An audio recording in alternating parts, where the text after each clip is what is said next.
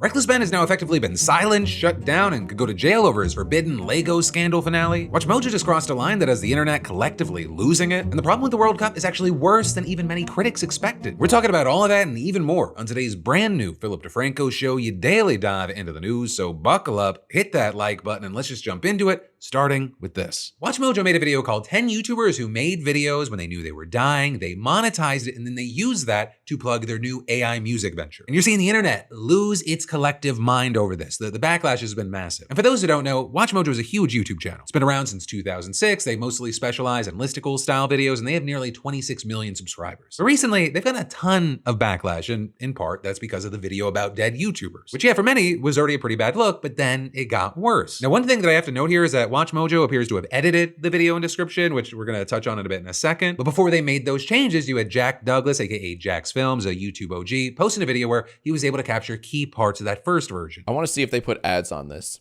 Oh my God. So they monetized 10 YouTubers who made videos when they knew they were dying. But yeah, this is a ad for the Backrooms. Ad 1 of 2. So WatchMojo is already ghoulish enough to monetize a video all about dead YouTubers. But then Jack goes on to show a clip from the video, and I can't play it because it includes music that might be copyrighted. But literally in the middle of talking about the death of YouTuber Total Biscuit, they cut to an ad for a new album on their music channel SoundMojo and play what appears to be an AI rock cover of a famous piece of classical music. And so with that, you had Jack saying, "That's correct. Yes.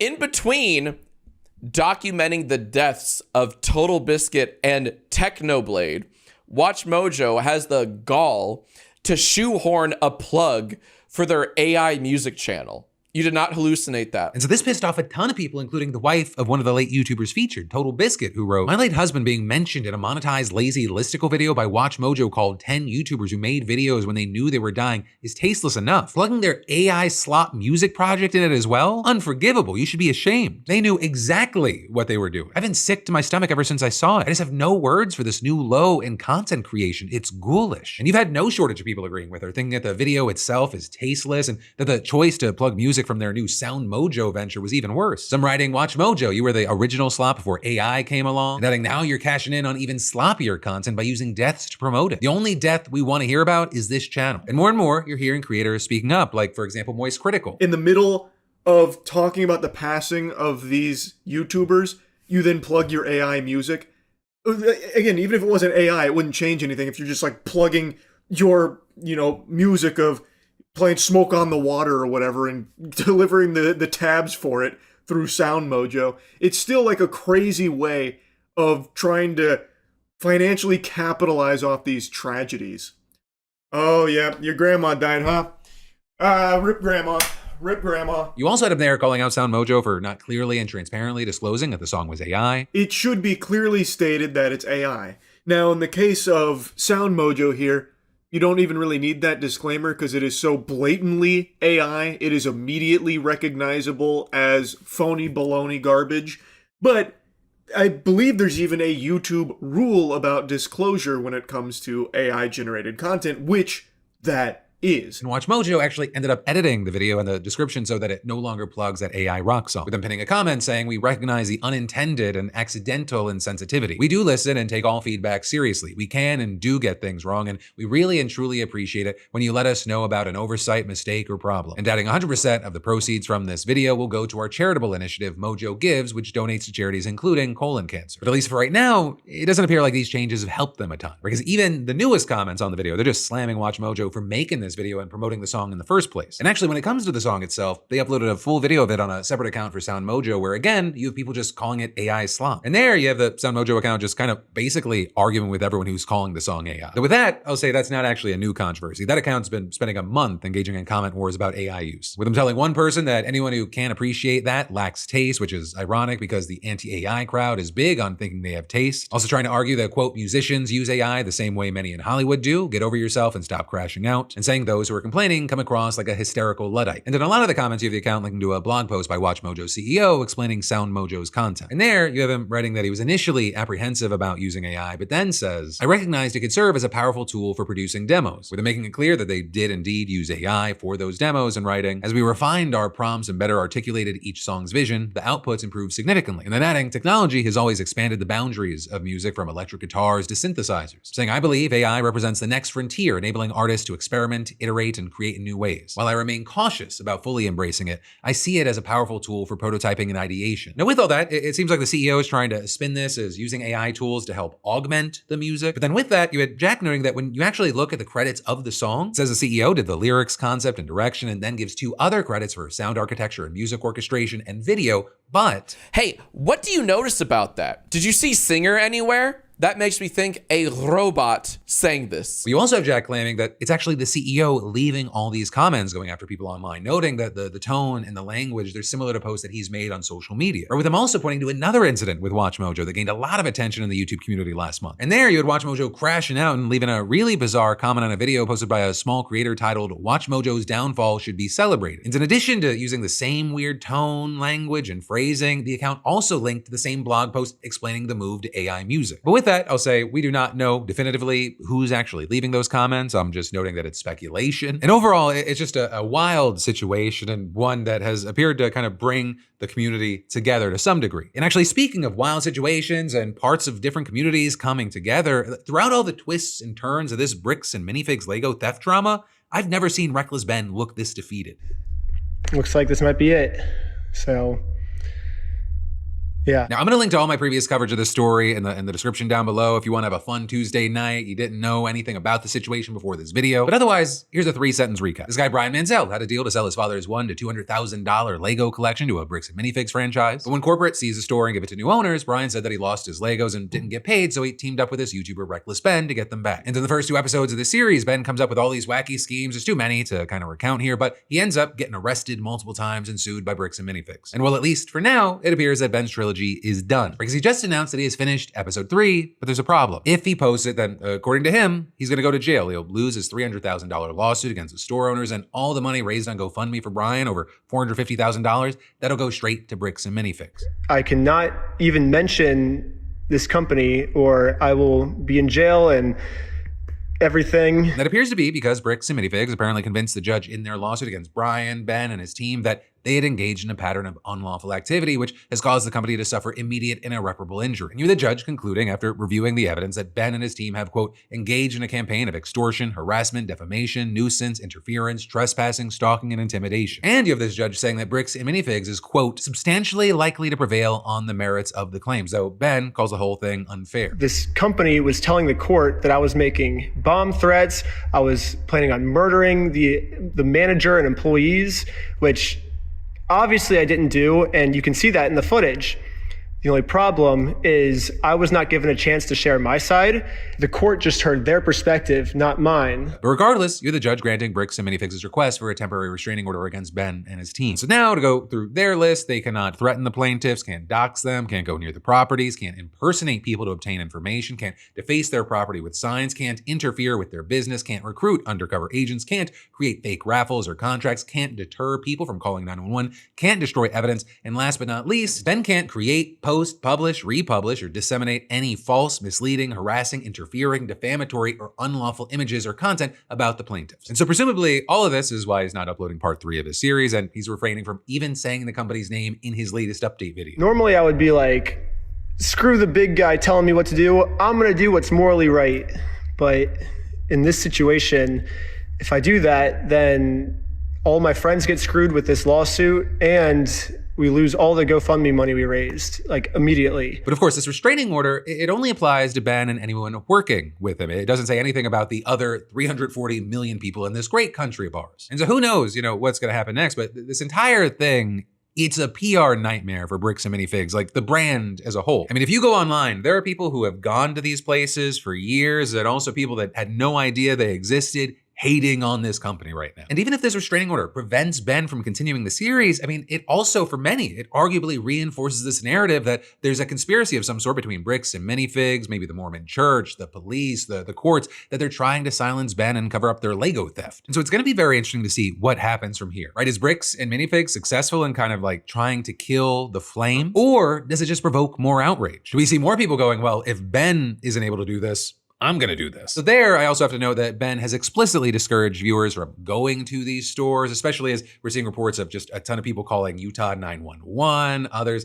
maybe harassing brands that have nothing to do with this dispute. But yeah, for now, let me know your thoughts, opinions, reactions in those comments down below. And then there's more we're gonna dive into in just a minute, but first, let me thank a sponsor and say, I wanna give all of you beautiful bastards a shout out that have entered our weekly $500 SeatGeek giveaways. And also, a huge thanks to SeatGeek for doling out now nearly $60,000 to our audience since 2024. It's free to enter, it takes 2 seconds, and I genuinely cannot explain why some of y'all still haven't done it, but spring's here and the events are stacking up. You have basketball, baseball, tours for Bruno Mars, Ariana Grande, your favorite comedians. I mean, get outside. And also, congrats to our recent winner, Allison A, who's going to a Phillies game. Because SeatGeek is the #1 rated ticketing app with over 28 million downloads and tickets to over 70,000 events, sports, music, comedy, theater, you name it. And it's been awesome seeing so many of y'all beautiful bastards just using it to live it up with your friends, your families, whoever. And so, hey, go now. Look for tickets to literally anything. Simply just download the app, hit the link in the description, and use code PHIL10 for 10% off your purchase on SeatGeek, new customers and all. Right, this is key. Add that code to your SeatGeek account. That gets you 10% off, and it enters you in for your chance to win the weekly $500 giveaway, no purchase required. And if you're a SeatGeek vet, you're in too. Add code PHIL10 to your account and you're entered. So hey, scan that QR code or click the link below and use code PHIL10 and go make some memories.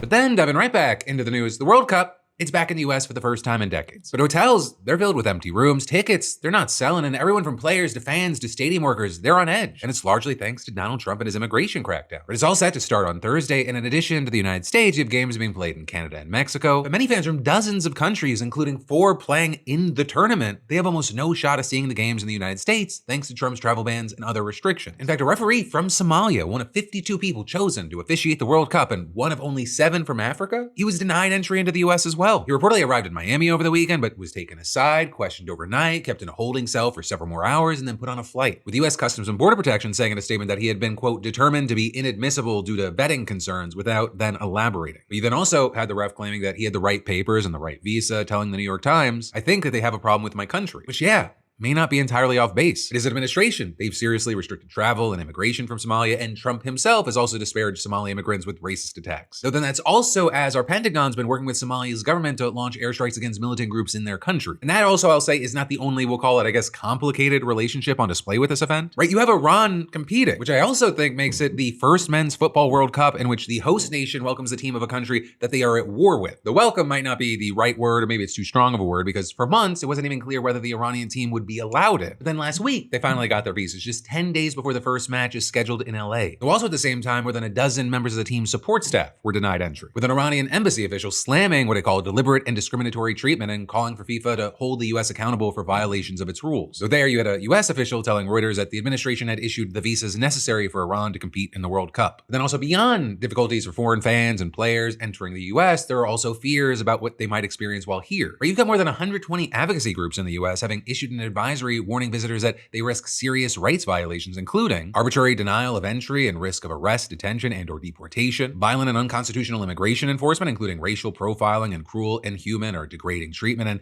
even death while in ICE detention or custody. And on top of that, even fans who live in the US, they're worried that ICE is going to carry out arrests in and around the stadium. And that's a concern you're even seeing with people that are working at these venues, which is actually part of the reason why you have some stadium workers as well as hotel workers threatening to go on strike. And that includes workers in Seattle where 6 games are held and more than 2,000 workers at SoFi Stadium in Los Angeles, which is going to host 8 matches. And along with higher pay and better employment protections, they're asking for guarantees that ICE will not be allowed to conduct deportation operations inside or outside of the venue. This is coming after the union in LA, along with the ACLU of Southern California and other local advocacy groups, filed a complaint with the state over FIFA's policy requiring people to share immigration information in order to work. And then because all of these concerns and these fears, there are concerns and fears that the economic benefits from the World Cup coming to town, they're going to be dampened. You have 80% of hotel owners and managers in host cities saying that they're booking fewer rooms than expected, according to a survey by the American Hotel and Lodging Association. 65 to 70%, they say that visa barriers and broader geopolitical concerns are significantly suppressing international demand. And at least as of yesterday, tickets for the US team's opening match still have not sold out. You had FIFA's website showing more than 100 tickets still available, and third-party resale platforms showing thousands more still in stock. Though there, I'll also say that part of that might have to do with the record-breaking costs of the tickets. The most expensive regular seats for the US's opening game, for example, they're priced at nearly $3,000. That's more than the final cost of the 2022 World Cup final. Well, the cheapest, they're a little over $1,000. You even had our now billionaire president saying he wouldn't pay those prices, telling the New York Post last month, "I would certainly like to be there, but I wouldn't pay it either, to be honest with you." Now, with everything that we've talked about here, I will note that you've had some local organizers and officials, including in California, claiming that immigration agents, they're only going to be helping out with general security. But the administration's response has not been all that reassuring. Or the Department of Homeland Security saying in one statement that it would work with federal and local partners, quote, in line with federal law and the US Constitution, as we do with every major sporting event. And adding, international visitors who legally come to the United States for the World Cup have nothing to worry about. What makes someone a target for immigration enforcement is whether or not they are illegally in the US, full stop. But of course, you have many not taking them at their word, especially because there are plenty of people that are in this country that legally have been swept up in Trump's immigration crackdown. And that includes citizens and permanent residents. And the way that ICE is based, like if someone's legal or not, has been the way that they look, the language they speak, and the work that they do, especially because the conservative Supreme Court effectively gave them the green light. Plus, even as some DHS statements have suggested that agents are going to be focused on criminal activity, the White House has repeatedly cast undocumented immigrants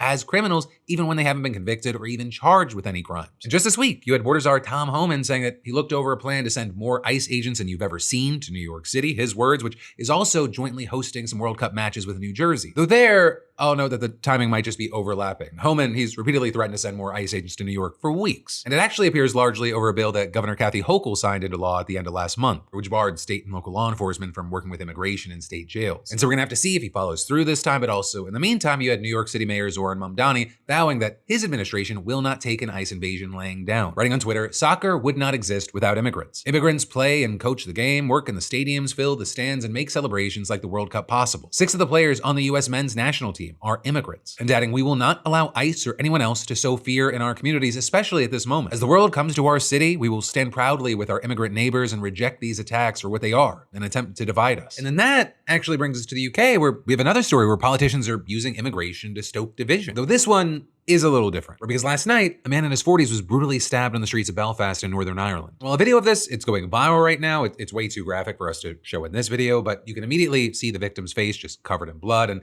in this censored still, you can see that the suspect was on top of him as he stabbed him, and eventually you had bystanders stepping in to chase him off, with one even swinging a hurling stick at him. Now, as far as the victim, you have reports saying that currently in the hospital in serious condition after sustaining injuries in his face, neck, and back. You've got people like Prime Minister Keir Starmer calling the attack sickening, sending his thoughts to the victim and applauding the citizens who intervened. And then as far as what we know about the suspect, to start off, he's been arrested and charged with attempted murder. Currently, we don't have an official motive, and while officers are working with counterterrorism officials as they investigate, right now there's no sign that this was a terrorist attack, or they say that he wasn't working with anyone else. Now, as far as more specifics, you have the police saying the suspect is a Sudanese man in his 30s, though they initially identified him as Somali and they had to update their statement. He apparently arrived in Northern Ireland in 2023. He was granted asylum with approval to be there through 2028. And right now, police say that his status when he crossed the border is undetermined, but they said that he flew from Sudan to Paris, then to Dublin, and then reached Belfast. And the fact that this suspect is from Sudan has become a major angle of the story, or because his stabbing, it comes in the wake of the killing of 18-year-old Henry Novak. And while he was killed back in December, they recently released body camera footage that prompted massive protests in the UK last week. Because when police responded to that scene, the person who was responsible, Vikram Digwa, he told them that he had been the victim of a hate crime, and the officers believed that Henry was the suspect. So when Henry told the police over and over that he had been stabbed, they initially didn't believe him, and he died from his wounds. And so this prompted a ton of outrage generally in the country, but especially among far-right leaders who have been using it to claim anti-white prejudice, arguing that in Britain, the, quote, rights and privileges of white people matter less than those of ethnic minorities. And a number of them told people to respond with rage and anger. And in fact, they did. 11 officers were injured during protests in Southampton last week. And so now that there's been another tragic stabbing and the suspect isn't white, you have people fearing that this is going to happen again. The leaders are going to use this, they're going to point to this to stir up political tensions, racism, anti-immigration sentiments, and to encourage unrest. And in fact, it looks like we're already seeing some of that play out. Right, with, for example, far-right MP Rupert Lowe writing a letter to the Prime Minister demanding full details of this savage's nationality, immigration status, and religion. Also writing, I want to know exactly what that Somalian scumbag is doing in our country, how did he arrive, or what visa is he working on benefits. Though again, among other things, the suspect has since been identified as Sudanese, not Somali. You also had Britain's Restore Party responding by posting in favor of mass deportations and writing, do not make peace with evil, destroy it. You also have leaders in Nigel Farage's Reform Party saying that they have plans for a total ban on visas for anyone from Sudan. Right-wing voices like Tommy Robinson similarly calling to send immigrants back and arguing that white people are under attack. And we're seeing this also for people outside of the UK, like Elon Musk calling for people to protest repeatedly and loudly. And you've got right-wing American influencers also posting the stabbing nonstop, sharing the video far and wide. And so then with all of that, you're seeing tons of others trying to push back against this, saying people are trying to take individual instances to villainize entire groups, urging the public to remain calm and allow police to investigate. With people like the Deputy First Minister of Northern Ireland say, what we need today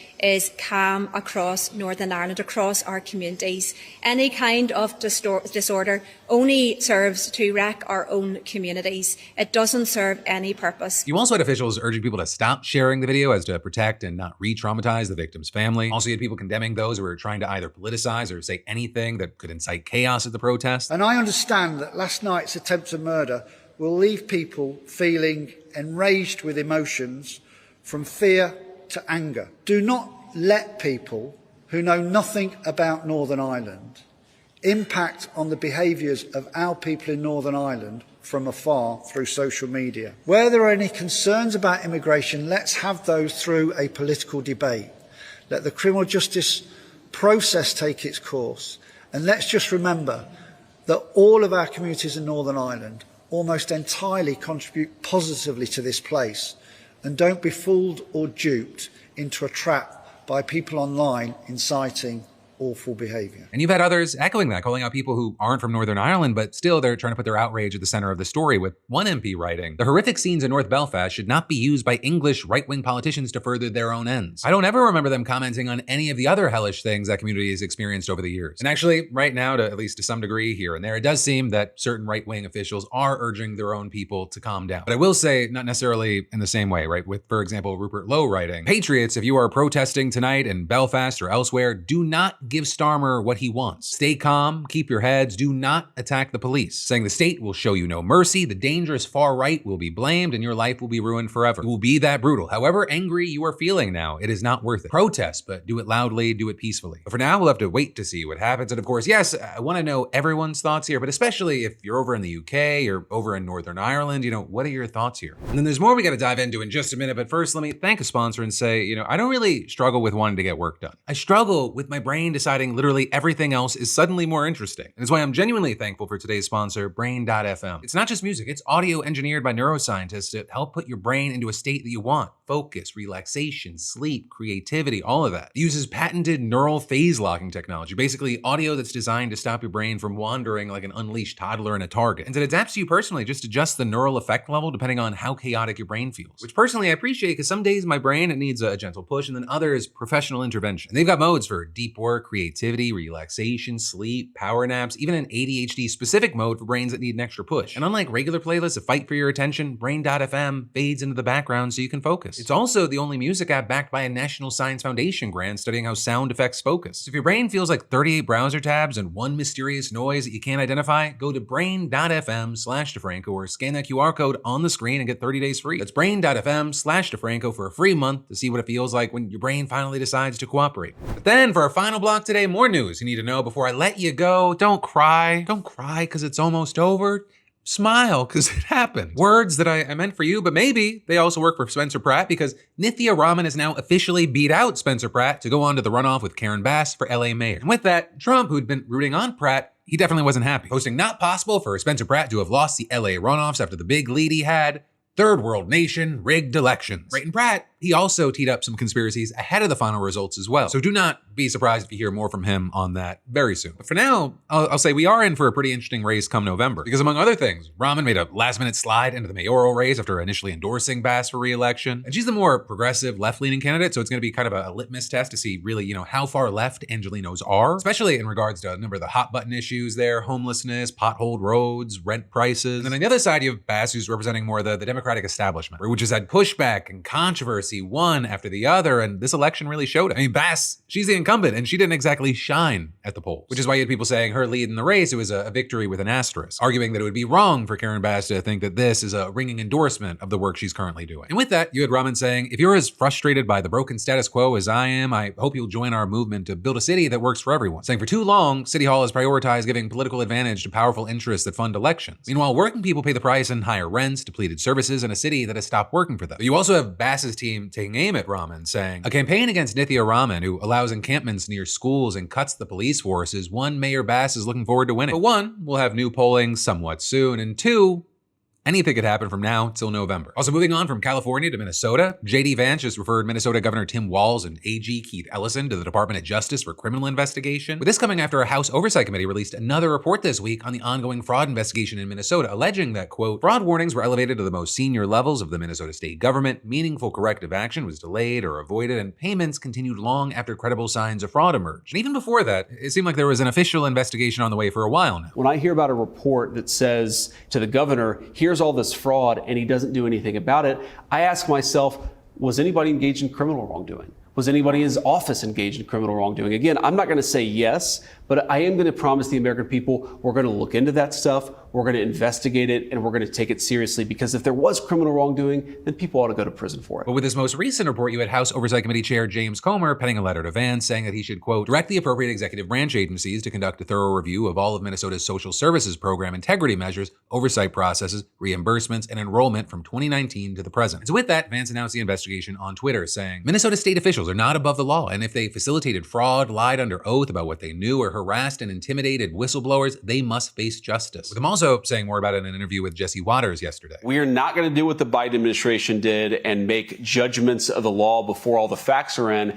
But here's what's particularly troubling about this to me is Jesse, you had people within Governor Walz's office who were saying, you know what, this looks like fraud. It looks like these Somalian illegal immigrants are doing something that's very shady. And then you had people who shut them down, who shut these whistleblowers down and said, you know, you're a racist or you're a xenophobe. And while at this point, Walz and Ellison, they haven't said anything. To be honest, there's probably nothing they can say that they haven't already said before. Since all these fraud probes took off, Walz has maintained that he welcomes the federal help, saying joint investigations work, even adding that securing justice depends on it. But also, when the administration got more aggressive, even holding back Medicaid funding at one point, Walz said that these moves have nothing to do with fraud, and adding that this is a campaign of retribution, saying Trump is weaponizing the entirety of the federal government to punish blue states like Minnesota. And so while for many at this point, you know, this seems like another strong arm from the administration, we're gonna have to wait to see what happens with this investigation and keep an eye on it. And then the final thing today is that a federal judge just struck down the $100,000 fee that they put on the H-1B visas late last year, or with the U.S. District Court judge deciding that the executive branch had violated the Administrative Procedure Act. Or in other words, he said that the fee was unlawful because Congress never approved it, right? That's because Trump used a presidential proclamation to put the fee in place, saying that it would help prevent foreign workers from taking American jobs. Right? H-1B visas are supposed to be used for foreigners working high-skilled jobs in fields like tech, education, or medicine. And when they implemented the fee, you had Trump's team saying his common sense action on H-1B visas discouraged companies from spamming the system and driving down American wages while providing certainty to employers who need to bring the best talent from overseas. But you had many noting that H-1B visa applications already cost thousands before the fee increase. So it made it very difficult to fill important vacancies for jobs like physicians, nurses, and researchers. And the 20 states that sued over it said that the extra costs made things even worse. And so with this ruling, you had officials saying today's victory protects the integrity of the H-1B visa program as a tool to address severe labor shortages in vital industries like education, healthcare, and medical research. Though as far as Trump, he felt differently. These federal judges are really giving us a hard time. It's really crazy what's going on with the court system. They are giving us a very, very hard time. And they shouldn't be doing it. They're hurting our country very badly. Also with this decision, you had Trump's DHS saying this is blatant judicial activism, dismantling President Trump's historic efforts for immigration reform. And so for now, Team Trump says that they're confident that this order will be reversed on appeal. And so we'll all see sometime soon. And so you should definitely subscribe to stay in the loop on that and really anything else we've covered today and so much more to come. But that, my friend, you beautiful bastard, is the end of your Tuesday Philip DeFranco Show dive into the news. Thank you so much for watching, liking, sharing, leaving a comment. Let me know what you're thinking. And while there's more that you can watch, just a click away, friendly reminder, if you're not subscribed, you do not have all notifications turned on, definitely fix that. Maybe even join our text line at 813-213-4423. I've got something special coming at the end of the week. It's not me trying to sell you anything or anything like that. And I think you'll love it and you'll also want to share in it. I want to share in it with you. But hey, I love your face and I'll see you right back here tomorrow.